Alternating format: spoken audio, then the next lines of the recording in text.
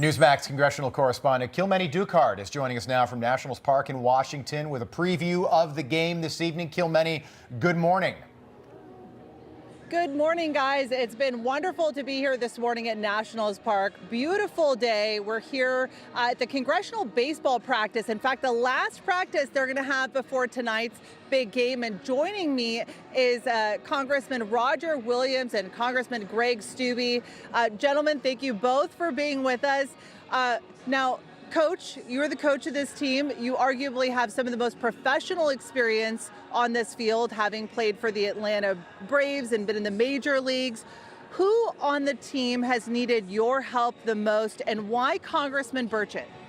Well, they all need help, okay? But we start in March practicing, and that gives us plenty of time to remind people where they need to go and what they need to do. And quite frankly, we've been at it now for 4 or 5 years, and this team can practice on their own if they have to or whatever, but it's all about practice. And we got some great athletes. I mean, we're a little older now than we used to be, but you can go back in history, we can look at the guys and say, you know, they were pretty good at one point in time, but they're good now, and I got a good group of guys.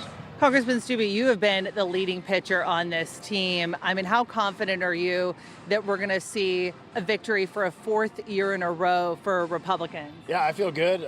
We had a scrimmage last week. I pitched well. The team did really well. As long as we hit the ball and play defense, we'll do good. We'll put scores on the board, and I'll be throwing strikes and looking forward to it. Your stats are incredible. I mean, absolutely. You are certainly a player that everybody loves to watch. You have a 13-year-old son. Are you his hero?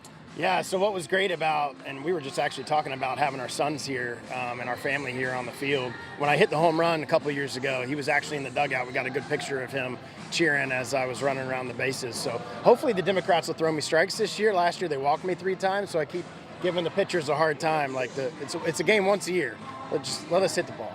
This is certainly an event, obviously, that promotes unity among Democrats and Republicans. But, Coach, is there some trash talking on the field? A lot of trash talking, and I got to be honest with you, it's not bipartisan, okay? They want to beat us as bad as we want to beat them, and that's the way it should be. I mean, the game's been played for over 100 years, a lot of tradition, but it's not bipartisan. So when people watch the game, knowing that both sides are playing really hard to win the game.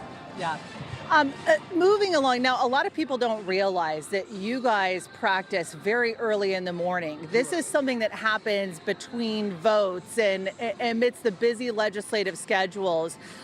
Something that was coming up today is the vote with the Attorney General Merrick Garland to hold him in contempt of Congress, but that appears to be in jeopardy.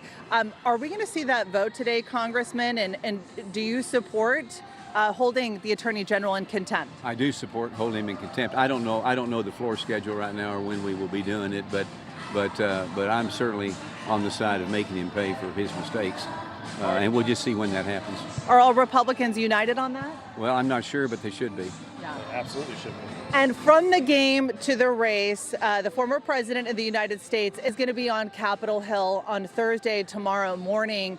Congressman Steube, you obviously hail from Florida.